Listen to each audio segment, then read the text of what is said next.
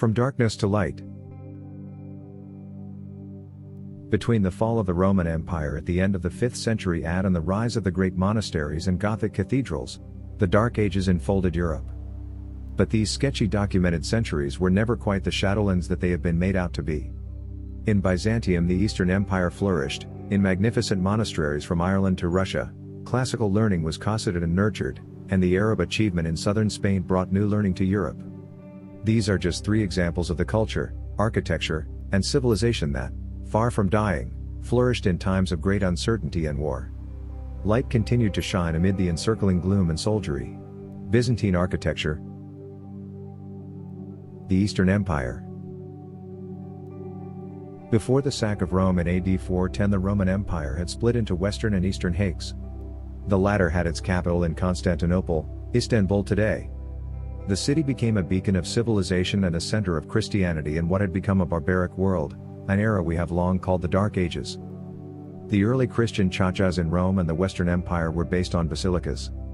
Although subsequently altered, the best of these to have survived are Saint Sabina, AD 422-32, and Saint Maria Maggiore, AD 432-40, in Rome, and Saint Apollinare and Claus, AD 534-49, in Ravenna. But, in the 6th century, as darkness descended on Western Europe, Justinian I, the Emperor of the Eastern Empire, revolutionized not just church building but architecture as a whole with one of the most magnificent and adventurous buildings of all time, the Church of Hagia Sophia, AD 532-37, or Divine Wisdom. This was the largest by far of the 30 or so churches he raised in Constantinople during his reign. Its domed structure was to become the basis of such great Renaissance cathedrals as St. Peter's, Rome, and St. Paul's, London. The architects were Anthemius of Tralles and Isidorus of Miletus. They were skilled engineers and mathematicians, although even then the dome partially collapsed about 30 years after its completion. This, however, was put down to the speed of construction dictated by an ambitious emperor rather than any fault in the calculations of the architects themselves. What Anthemius and Isidorus did was to create a vast place of congregation, a space under great vaulted ceilings and the astonishing central dome, free from interruption by columns and intervening G-walls. The result is as breathtaking today as it was in the 6th century, even though the church has lost much of its decorative luster and the windows high up in the walls have been made smaller. The concrete dome was said, by the court historian Procopius, to be suspended by a golden chain from heaven. Only slightly less prosaically, it was supported by 4 pendentive vaults, which sprang from the 4 lofty arches that defined the enormous central space below the dome. Lavishly decorated, the Hagia Sophia showed a number of breaks from the classicism of Rome. The columns, for example, were topped with capitals decorated with serpentine foliage. Clearly the pragmatic, if ordered, architecture of the West was being seduced by the sensuality and more organic architecture of the East. The Turks, who captured Constantinople in 1153, destroyed many Christian churches, but were deeply impressed by the Hagia Sophia. They turned it into a mosque, which it was to remain for another 500 years. Today it is a museum. The spread of the dome. Over the next 500 years, domed architecture spread throughout what became the Byzantine Empire, and variations on the theme of Justinian's Hagia Sophia appeared throughout Greece, Macedonia, Serbia, Armenia, Georgia, and later Venice and Sicily. Then it was to spread to Russia too, and, although in highly bastardized form, the influence of Hagia Sophia could still be felt as late as the beginning of the 18th century. Rarely has one building, the Parthenon and the Pantheon aside, had such a pervasive influence. The Hagia Sophia went on to influence the design of some of the greatest mosques as well as cathedrals, but perhaps the most famous copy is the delightful St. Mark's, Venice, entirely rebuilt, incorporated 063-73. In fact, the domed and turreted Venetian wonder is more closely based on Justinian's rebuild of Constantine's Church of the Holy Apostles, circa 536-65, which was demolished to make way for a mosque in the I-5th century. Nevertheless, the influence is there as it was in hundreds of provincial churches throughout the fossilizing Byzantine Empire. It was long believed that the ruins of Hagia Sophia-like churches must exist somewhere in Armenia, a land that became Christian before Rome did. Instead, we find remote and beautiful fortified churches based on a highly centralized plan and capped with roofs that arc more towers than domes, yet the spirit of Justinian's architecture is there somewhere in the stones of such delightful buildings as the Church of the Holy Cross, of Tamar, Georgia, AD 915-21, which stood as a place of sanctuary and a beacon of Christianity in a fierce and mountainous world, as frightening now as it must have been 1,000 years ago. The plan of this Armenian church was clearly expressed in its form, representing the cross on which Christ was crucified. In the Eastern Church, the Greek cross plan was gradually adopted for most churches, 4 equal arms, while the Western Church adopted a cruciform plan that was a more literal depiction of a crucifix. This can be seen in any number of Western churches and cathedrals up until the mid-20th century. A more sophisticated variation on the domed, Greek cross plan than that of Agtamar can be seen in the exquisite Church of St. Fosca, circa 1100, on the island of Torcello in the Venetian lagoon. This peaceful brick church, very much of a piece, is surrounded by an octagonal portico. Secular architecture. Of domestic architecture from the early Byzantine period precious little survives. However, we can assume that palaces, baths, theaters, and Sparts buildings continued along the lines of their Roman predecessors for very many years. If anything, they would have been more lavishly decorated. One of the most magical survivors is not a palace or basilica, but the great water cistern, Yerebaten Sarai, that stood under the basilica in the center of Constantinople. This magnificent cathedral of water was fed by aqueducts. 400 domed vaults are supported by 12 rows of 28 columns, some topped with Corinthian-like marble columns. The effect is stupendous, an underground temple that appears to reach forever, its supporting columns reflected in the water. This is truly the realm of Neptune. The cistern is a good example of the esteem in which the ancient world held such engineering marvels, and, as water was the source of life itself, surely it was only right to celebrate it with an architecture to match. Such celebration of public utilities was not to return until the 19th century. In the Europe of the Dark Ages, with the notable exception of the Islamic Caliphate of Andalus based in Granada, Córdoba, and Seville, running water and sewers were forgotten, and there was, even in the medieval world, a sense that bathing was somehow wrong because sensual and thus sinful. Russian architecture. Christianity came to Russia late, in the 10th century. It brought with it the forms of Byzantine architecture, but these were always cruder, tougher, and certainly more barbaric in feel than anything seen on the roads and rivers that lead back to the heart of the Orthodox Church in Constantinople. The Russian Orthodox Church was later to separate from its parent. The obvious stylistic contribution of Russian churches was the onion dome. This was originally shaped to cope with the heavy snows of the Russian winter.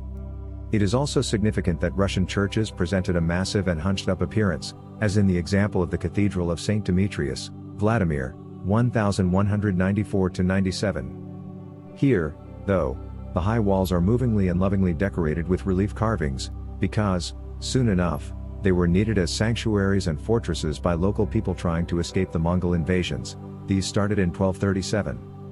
The fight against the invaders lasted for at least the next 300 years. Only then did the Russia unite under one language and with a new capital at Moscow. The degree to which Russia found her own voice over the ensuing 300 years is most enjoyably witnessed in the gloriously exotic Cathedral of St. Basil, 1555–61, commissioned by Ivan the Terrible from the architects Barma and Poznik. Based not on a Greek cross plan but an 8-pointed star, the cathedral seems to belong to some extraterrestrial cult. It was plainer in its infancy but was added to over the next century. What it shows, however, is how far one architectural idea, Justinian's Hagia Sophia, could be stretched, distorted, and turned into something quite different, if distantly related, over the course of 1,000 years. Monasteries. The life of seclusion. Some of the greatest of all medieval buildings we one the monasteries of the great Catholic religious orders represented by the Benedictines, Carthusians, Cluniacs, Cistercians, Augustinians, Knights Templar, and Knights Hospitaller.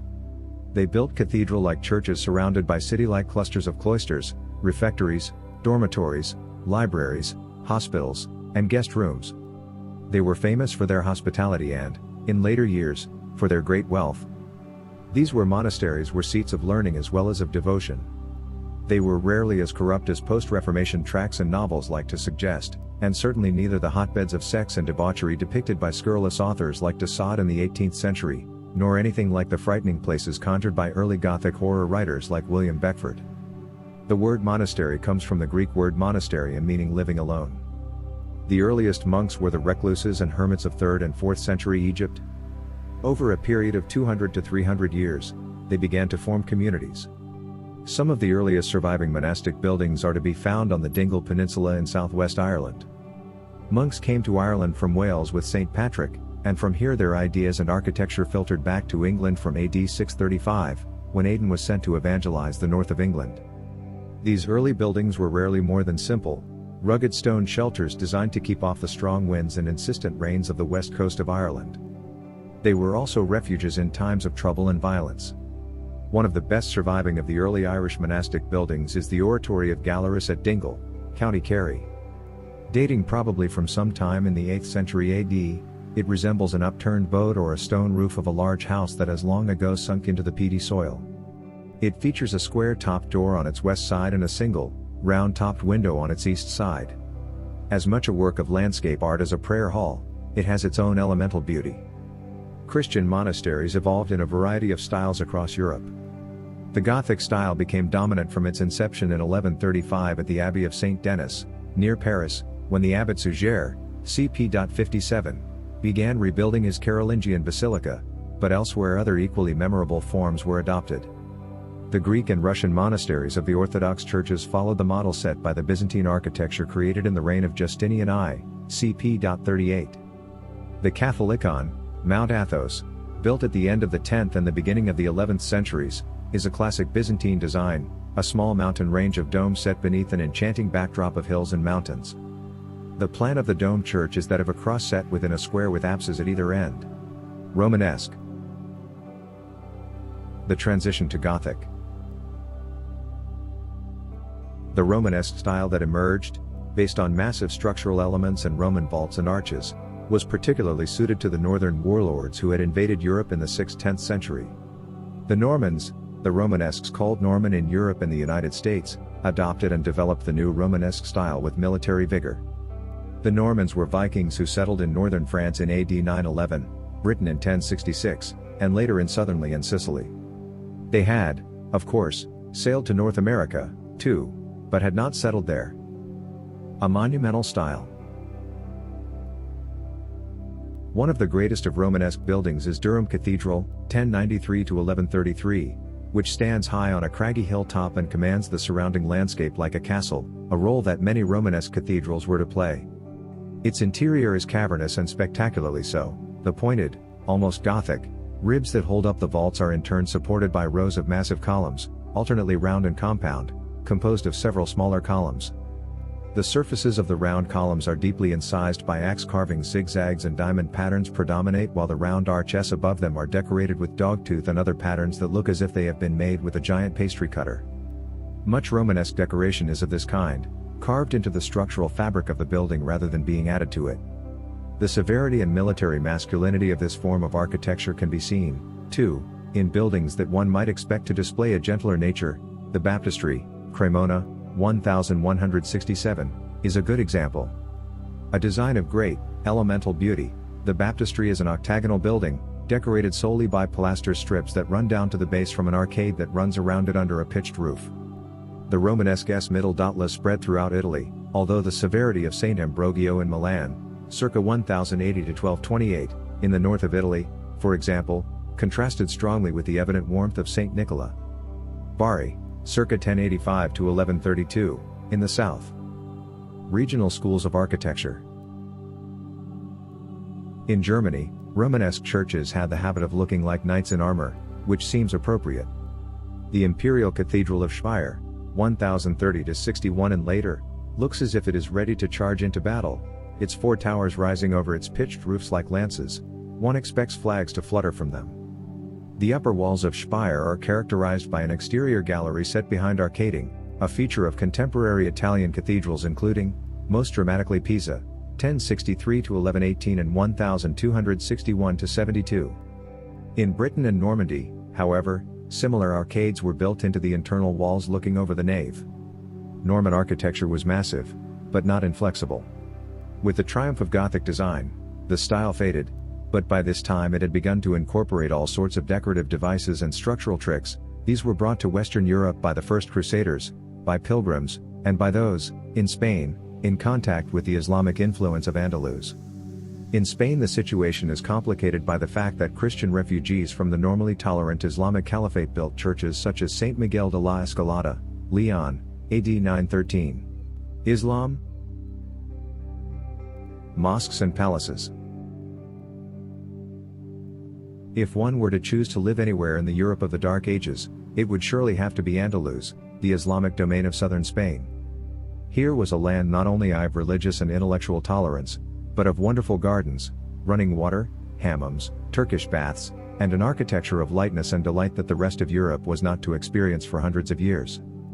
The Arab invaders, galvanized by the Prophet Muhammad, born AD 570, pursued their jihads, holy wars, across North Africa, and it was only at the Battle of Moussez-la-Bataille, near Poitiers in AD 732 that the French, led by Charles Martel, were able to stop their seemingly inexorable march on Paris. What they brought to Spain, aside from a high level of civilization, remarkable for a people who only shortly before had been living a nomadic existence in the desert, was a truly gorgeous architecture. Every major Islamic building was a kind of representation of a desert oasis, each guarded by fortress walls, yet inside abundant in flowing water, lush gardens, and shady alcoves. The Great Mosque. The first Islamic architects adopted local forms. The Dome of the Rock in Jerusalem, AD 688-92, for example, shows the influence of Byzantine design. Built as a shrine around the rock from which the Prophet is said to have made his leap into heaven, the dome is the #1 structure topped with a glittering dome, and aluminum since 1967, gilded before that rises above 2 internal colonnades. Originally sheathed in shimmering mosaic and marble, the walls were reclad in marble tiles under Ottoman rule in the 16th century. The greatest mosques, however, were of course built elsewhere. The largest ever built was the Great Mosque at Samarra, Iraq, begun AD 848. Today, only ruins survive, but these are deeply impressive. An outer wall, 510 by 780 feet, 155 by 238 meters, surrounded the prayer hall, which was overshadowed by a gigantic spiral minaret up which a horseman could ride. It is hard now to imagine this great, quasi-military space echoing to the sound of the muezzin's call, the prayers of the submissive, and the play of water. To Arabs, people of the desert, water has always been celebrated, and forms an integral part in the design of many Arab buildings, and the gardens and courtyards that in and out of them. The principles of the design of Samarra were taken by Ahmed Touloun to Cairo, where he built the new city in the late 9th century, modeling it on his Iraqi homeland. The most impressive building he left was the Mosque of Touloun, AD 876-79, a spacious courtyard or parade ground building made of brick faced with stucco, probably built by crafts workers who had traveled from Iraq to Egypt. Mosque of Córdoba. The finest Islamic monuments in Spain are as different in character as chorizo is from cheese. The Mosque of Córdoba, begun AD 785, is the first major building by the Umayyad dynasty after they had fled to Spain from Syria via Tunisia. The Alhambra. The most ambitious and most beautiful of all Islamic buildings in Spain is, without doubt, Alhambra, T 338-90, a richly decorated and elaborate palace and fortress set high on a hill jutting into a valley, with the snow-covered peaks of the Sierra Nevada as a backdrop. The Alhambra was built by the Nasrids, the last surviving Muslim dynasty in Spain. They surrendered to the forces of Ferdinand and Isabella in 1492, the year Christopher Columbus, discovered America and claimed it for Spain. 2 main courtyards, the court of the with running water and give way to garden terraces, pavilions, elevated walkways, towers, and turrets that offer delight compounded by delight. This was the finest representation of an oasis created by Arab architects and is perhaps the most perfectly thought-through marriage of man-made landscape and architecture, light and shadow. At the beginning of the 21st century, the courts and gardens of the Alhambra still give pleasure to millions of visitors and remain a suggestion of where global architecture might wish to go in the next century. North Africa. Pure white forms. The Arab invasion of North Africa occurred in several waves and over many generations. The principal effect on architecture was the construction of vast and often magnificent mosques along the south coast of the Mediterranean, and in the towns and cities built between it and the uninhabitable dunes of the Sahara Desert. Among the earliest are the Great Mosque at Kairouan, Tunisia, begun AD 836, the Mosque of Three Doors, Kairouan, AD 866, the Great Mosque at Sfax, AD 849, and the Zaytuna Mosque, Tunis, from about AD 860. These featured the spacious parade ground-like courtyards common to early mosques and, in keeping with a religion that had developed as a military force and fought jihads, or holy wars, had the look of elegant army barracks. They were and remain impressive spaces and elegant, elemental structures. Later invasions of what are now Morocco and Algiers saw the development of more elaborate mosques making great use of horseshoe arches and rich, shell-like decoration. Impressive examples of this later style can be found at Teliman, from circa 1080, the Kabiya Mosque, Marrakesh, 114-7, and the Amahad and Asjadid Mosques, Fez, 1276-1307. Simple structures, and yet some of the most moving and ultimately influential North African buildings of the period between the Arab invasions and European colonization are some of the simplest. These include the endless small white courtyard houses that can be found the length of the southern Mediterranean seaboard and which date in essence from biblical times.